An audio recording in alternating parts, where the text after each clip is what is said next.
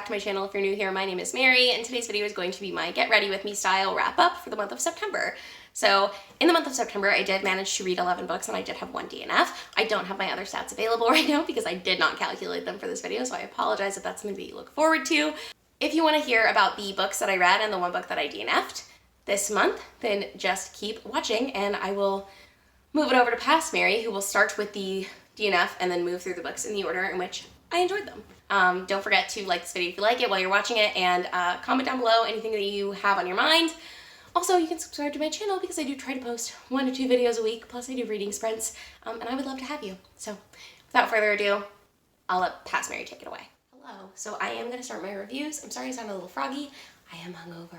I figured I would start with the book that I DNF'd this month, which actually I'm kind of sad about because so many people liked it, and I've liked another book by this author, and that is The Starless Sea by Erin Morgenstern. I really enjoyed Night Circus, I think is what it's called, when I read that in like January or February of 2021. I thought that book was like really good, and I didn't mind the people say that that book doesn't have a very good plot. I actually really enjoyed the plot of that book.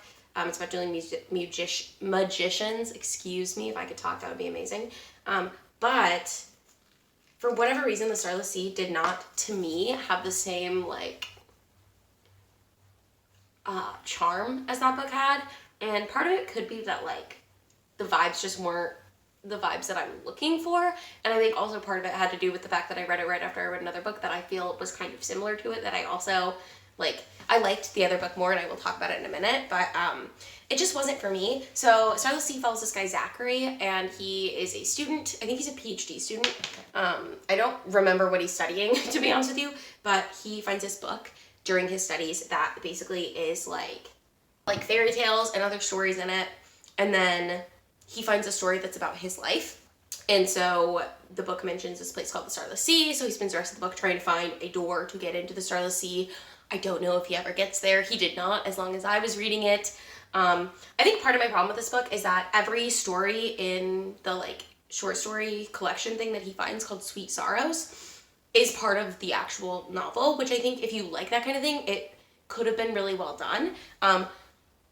I didn't love it, and I also wasn't following it very easily. I think another part of this could have been that I listened to this as an audiobook rather than reading it physically, which I do think took away from my enjoyment. I did not like the way the audiobook narrator read it at all. He had weird pauses in weird places. I don't know. It was just very odd to me. I thought about trying to get the ebook or a physical copy. I don't know if I'm that interested in actually finishing it, because I don't think it would have been more than a 3-star anyways, so I'm not that upset about the fact that I didn't end up finishing the book. And it was just taking me a really long time to read, and I'm at the point in my reading career where I want to be reading things that I enjoy and I think are really interesting, which is why I keep saying this. I desperately need to go through Goodreads and do a TBR unhaul, and get rid of books that I'm no longer interested in reading. Because I have over 1,000 books on my TBR on Goodreads, or my want to read tab, and I don't actually think I'm not going to read that many books. There are more books every year that come out. There are more books every month that come out that I'm interested in reading, more than I would be interested in reading a book that came out in 2012 that I put on my Goodreads TBR because I heard about it in 2017, So, that's my personal take on it. So I do need to film that video at some point, but I think this fulfilled the prompt. I read this during a vlog, so I will link my Bookathon vlogs in case you want to watch those. I think every book that I'm going to talk about, I talked about in a vlog, so. Oh, the prompt that it served for Bookathon, that's what I was saying. The prompt that it served for Bookathon was a book that I had been on my TBR for a long time, and then I did a poll pick, and people chose for me to read this book. I did a poll pick on my community tab, which I have now, which is very exciting. But yeah, I don't know. It just wasn't my favorite thing. So I didn't finish it. I've heard that the queer rep and the queer relationship is really good. I genuinely don't remember. I remember there was a mention that Zachary is gay. I don't remember there being a person that Zachary was going to be in a relationship with. My understanding was that he was hanging out with a girl a lot, and obviously there's no romance there because he is gay. So I don't know if that happens later and I just missed it, or if it had already been happening and I just wasn't in the mindset to read it. Either way, I DNF'd that book. Next book I'm going to talk about is The House of Ashes, which I gave 2 stars. I read this as an audiobook again, but this one I listened to on my drive back from Nashville when I went to my friend's wedding, and then I also listened to it. I finished it up just driving around town once I got back. And it's categorized on Goodreads as a mystery thriller, but I really think it would be more accurate to categorize it as like a gothic mystery horror. And the mystery part is very questionable to me because while it has the vibes of like some mysteries, where is any of my makeup? I'm losing my mind right now. Well, it has the vibes of some like mystery stuff. You know what's happening the whole time. Like there is no real mystery to how things are going to turn out. I didn't feel. So I feel like thriller makes sense in that there's not really a mystery and you're sort of waiting for a twist. There is no twist. I didn't find. I thought that everything that happened was kind of exactly what you think is going to happen. I guess I should tell you what it's about. It's about this woman, Sarah, who moves to Northern Ireland and she buys a farmhouse with her husband. And you know that Sarah recently had like a mental collapse of sorts. So she had sort of a mental breakdown, and that's why they moved to Northern Ireland from where they were living in England somewhere. I don't remember the town, sorry. Bath, maybe? I don't know. But they buy this farmhouse, and then Sarah starts to hear around town that something happened in this farmhouse a long time ago. Like, it hasn't been rented in however many years because there was this horrible crime that took place there. And so she starts looking into that. We also get perspective of this woman, Mary, who lived in the farmhouse in like the 50s or 60s. And that's when the crime happened. So we figure out what happened with the crime. But what I will say is you find out what happens because people tell her the end of the crime and she just wants to figure out like what caused it and all of that. So you know, even in like when you're reading Mary's chapters, you know what's going to happen in them, if that makes sense. So like you're finding out like how things happen, but you're not finding out what happens, which is fine if you're into that. But I just was confused as to why this was classed as a mystery because it's really like there's nothing mysterious about it. I think if you want to call this horror, you could, because Mary goes through a lot of abuse. Basically what's happening, without like spoiling too much, is she is a child in this house, and she calls the 3 men who live there her dads, and she lives in the basement with her 2 moms. So it's like it's one of those things where like the moms were kidnapped by these men, or the young women were kidnapped by these men and, like horrifically abused. I won't go into details because I'm sure you can imagine, but all of that is what's happening. And then you also find out in the present day timelines that Sarah's husband he starts out being like just really controlling, and I think the author wanted it to feel like you didn't know if he was like actually being abusive or if he was really looking out for his wife. But I feel like you find out very quickly that he's being abusive because there are things that he does that no one who is not trying to, or who is not like being so controlling that they are being abusive would do, if that makes sense. Because I think I think this could have gone in a way where like you weren't really sure if the husband was just honestly looking out for his wife's best intentions, but that like facade fades almost immediately.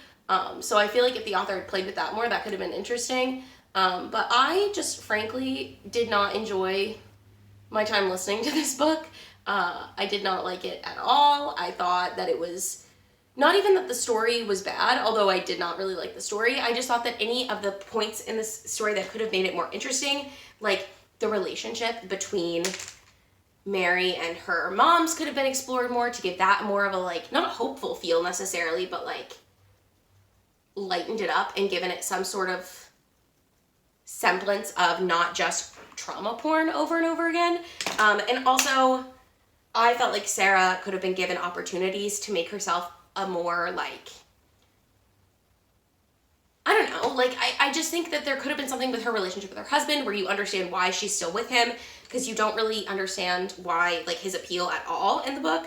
I thought you could have done more with, like, the husband's family and, like, the weird stuff going on there. I just felt like the author wanted to write a story about women being abused, and so that's what he did, and I just don't agree with that, personally. I just didn't think that it offered anything interesting, and I don't think it was worth the read. But people do really like this book, so maybe you really want to read that. I just didn't. I just want something more complex from, like, the emotions of what I'm reading, and I don't like it when the whole premise is just bad things are happening to people, and that's the story. Because because that's, if I wanted to hear about that, I would watch the news. The next book I'm going to talk about, I talked about in a vlog that I posted at the very beginning of October. I think it was my first video of the month.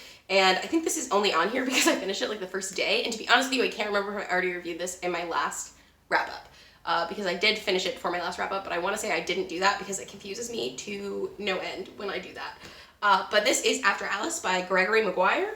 And this is like sort of a retelling of Alice in Wonderland, if you will. It's the same guy who wrote Wicked, which is about like the prequel to The Wizard of Oz, about the Wicked Witch of the East or the Wicked Witch of the West. I don't remember which one, I'm really sorry.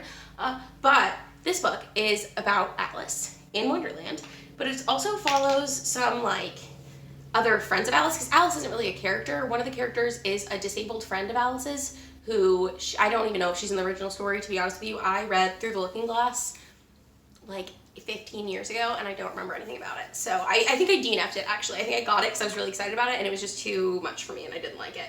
But I've never really been an Alice in Wonderland girly, but I thought this book sounded interesting. I read it for a vlog where I read books other people DNF'd and I did not DNF any of the books, so I was very proud of myself. But this one, it's just, so it follows Alice's sister and like things that she's doing. It also talks a lot about like Alice's dad and what he was doing with like Charles Darwin, which I don't know if that's part of the original story, but that part was interesting. This book was like ultimately like a 2.5 star for me. I just didn't really like ever care that much. And I didn't mind. A lot of the complaints in this book are that so much of it doesn't take place in Wonderland, which I didn't personally mind because again, Wonderland is not like my personal favorite thing, I guess. It's never been something that I'm like as obsessed with as I think some people are. I enjoyed the parts in our world. I thought it was like funny and interesting, and I liked that like it does explore characters that aren't fully likable because I don't know.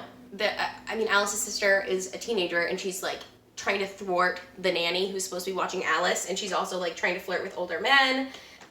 Because I think she's probably around the age where she can start like getting married. I think she's like 15, so she's starting to think about that kind of thing. And this was Victorian England. I don't know. Edwardian. I have no idea. But it's sometime in the 1800s, and so I thought that was like interesting, I guess. But none of it didn't accomplish what it sounds like it will.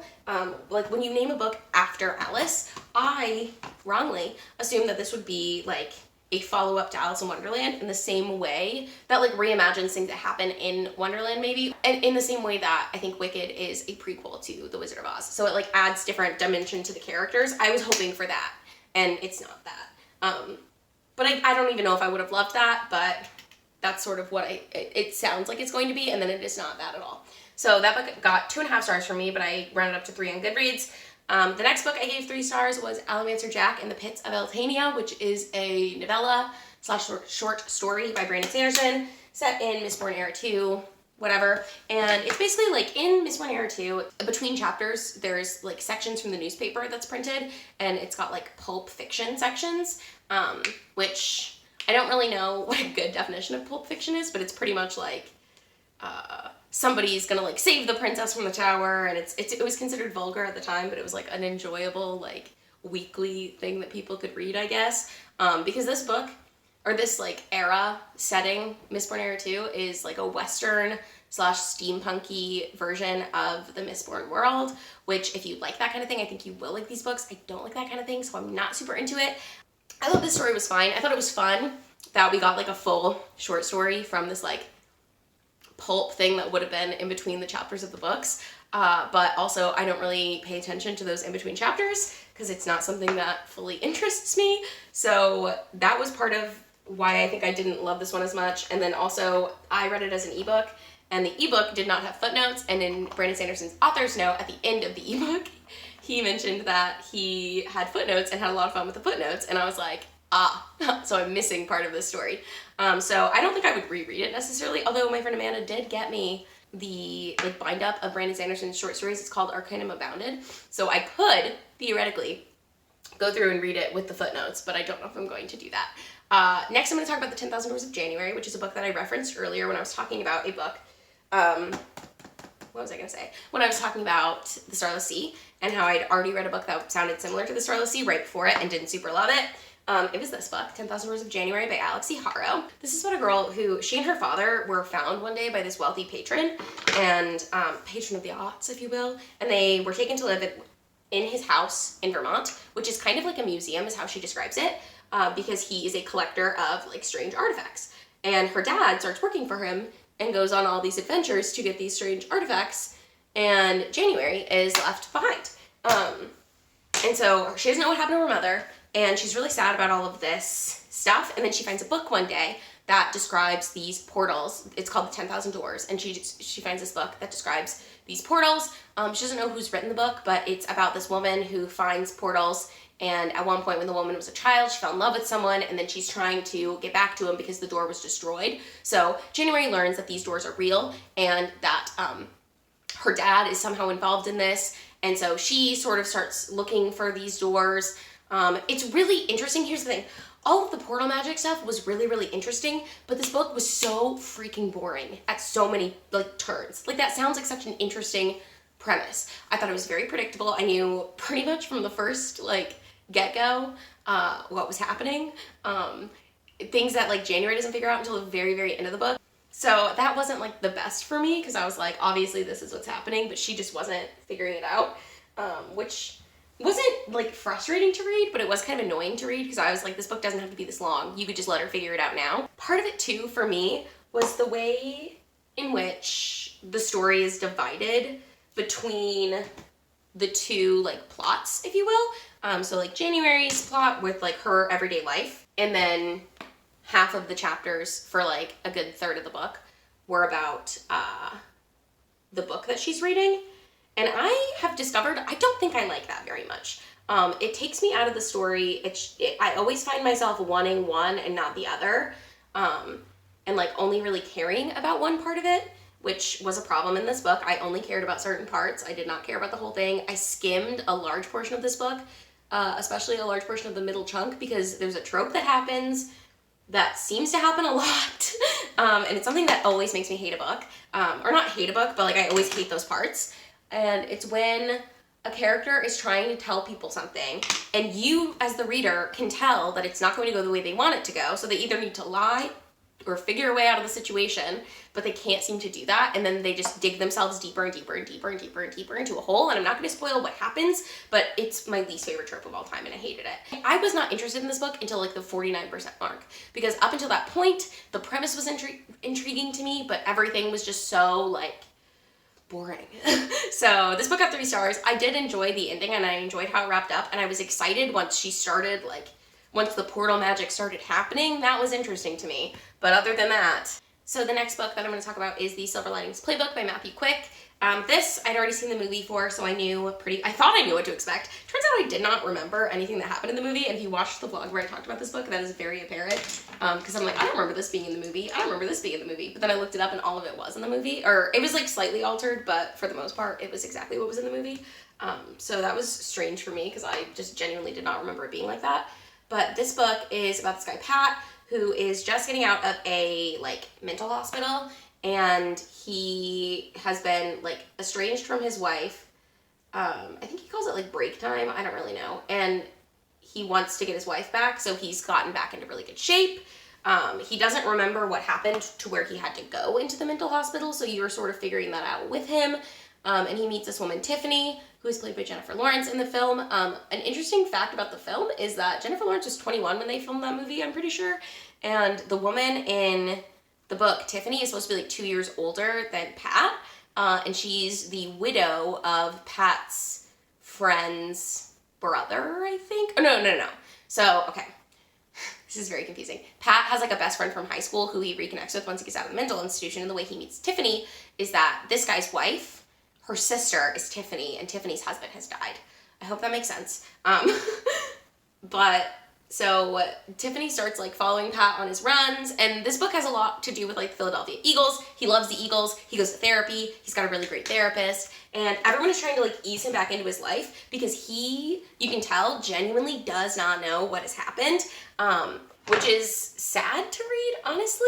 But it's also, it was just he ends up doing this like dance competition with Tiffany because she's gonna be the liaison between him and his ex-wife who has a restraining order against him, so he can't actually communicate with her.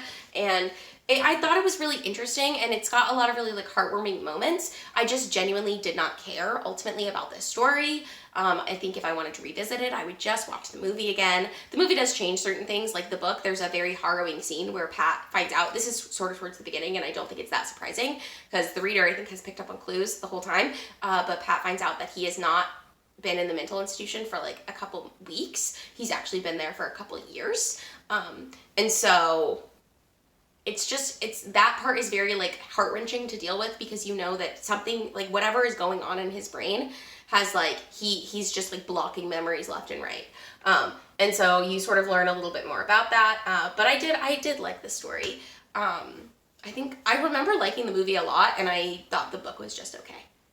So the next thing I'm going to talk about is another novella by Brandon Sanderson, which is The Secret History, or it's like Mistborn, A Secret History, I don't really know, but it's basically set during the events of the third book in the Mistborn, like the original Mistborn trilogy, and it does spoil things for both the first Mistborn era and the second Mistborn era that is published to date. The fourth book is coming out, I think, in November, but the books that I have read, I was okay to read this, but I would not read it if you've not read all of those, unless you're skipping Mistborn era 2, and then go for it, I guess. I don't know. I gave this book 4 stars because I did think it added a lot of interesting lore to the Cosmere as a whole, which I really enjoyed, but it followed my least favorite character from Mistborn era 1, and I don't want to say like what it's about because it'll like spoil stuff, but I just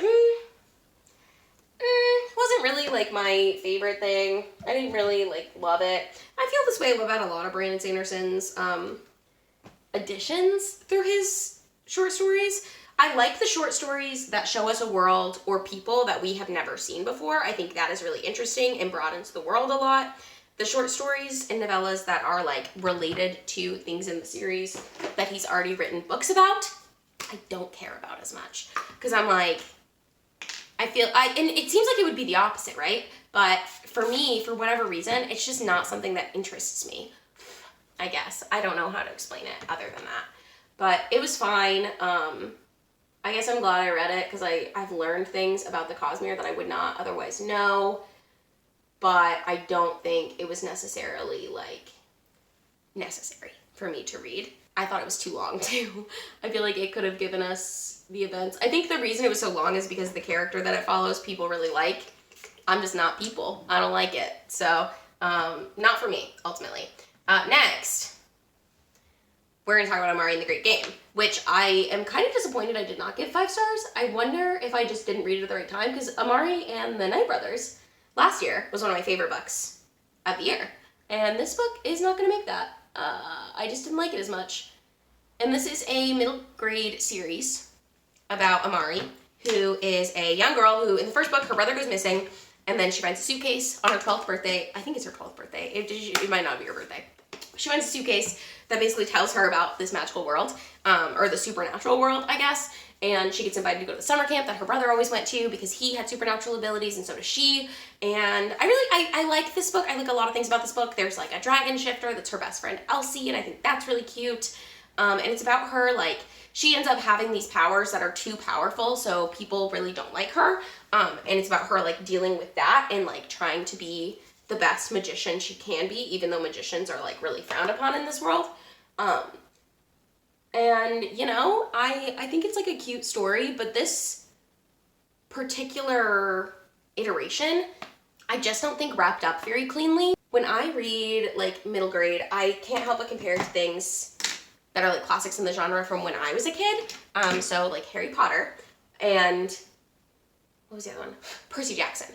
Those are the two that I always compare to. They're very different, but they're both kind of episodic. And I think Percy Jackson is more episodic because Harry Potter ages up with the characters. Percy Jackson does not really, in my experience, or at least I don't remember it aging up. And I don't think this book is going to age up. So I think Percy Jackson might be a more apt comparison, I suppose. But part of my, this is real green. I don't know how I'm feeling about it. Part of my, like, qualm, if you will, with that book, we're gonna try to tone this down a little bit, is, it's not even a qualm, it's just I wanted it to be something that it's just not, and that is slightly more episodic, slightly more like each book wraps up.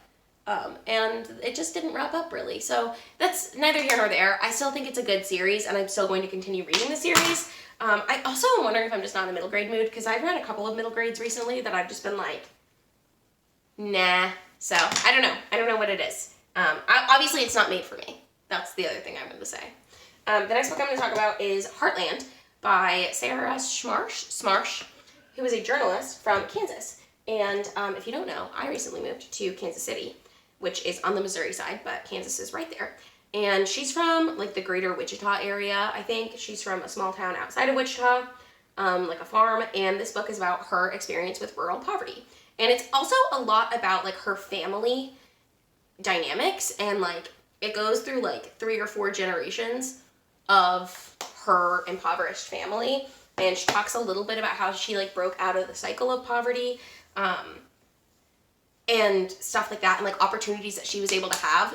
Primarily, she talks about opportunities that she was able to have because she did not follow in her mother and grandmother and great-grandmother's footsteps and have a baby when she was 15 or 16, which I thought was really, really interesting. I thought that was a really interesting take, just because, like, I don't know. One thing that annoyed me about this book, and everyone talks about this, it didn't annoy me as much as it annoys other people, but I feel like I would be doing a disservice to this book if I did not mention it, or a disservice to you if you're interested in picking it up. She does write the book from the perspective, or like how do I even say this? Sure, the book is in second person, and it's written to the child that teenage her never had. Does that make sense? And she addresses it at the end of the book, which I thought was interesting, but it also made for like kind of a confusing reading experience. But I really enjoyed it. I liked the way that she analyzed her privilege as a white woman versus like a person of color, and she like very much addresses how like she can only speak to rural poverty for white people. She can't speak to any other kind of poverty or any other like race or gender of person, which I thought was really interesting. And she acknowledges a lot of her privilege in that, but also she doesn't try to like, it's like she acknowledges it and then is like, okay, now we're gonna move on to the story, which I prefer, because like it would do no good for her to sit there and like wax poetic about what her experience might have been like if she was a different color, because she can't. So I did really enjoy that. I also really enjoyed that it specifically looked at like, again, rural poverty. She talks a lot about like the transients in poverty, because like all you own is your car, if that. And so anytime you're in a situation, you can just drive somewhere else and you pack up all of your things, which is not very much because you don't have very much, and you just start over somewhere else. And how that's really hard for school-age children to go through, which is something that is very interesting to me. So as a person who like never moved when I was a kid, I moved once, and I stayed in the same schools and stuff. And so that's something that's really interesting to me. I know my dad moved a lot when he was a kid, because his dad was in the Air Force, I think, or was like a mechanic in the Air Force. I don't really know, but they moved every couple of years because of that. And he talks about how he never wanted to move us anywhere because he hated moving so much when he was a kid, because he just had to leave everything behind. So I thought that was really interesting. I'll say that. I did think that was very interesting, and I really enjoyed that book. I think if that's a topic you're interested in reading more about, I don't think it's a perfect book, but I did think it offers an interesting perspective that I don't feel like I hear a lot, and I just thought I wanted to read it because I live near there now.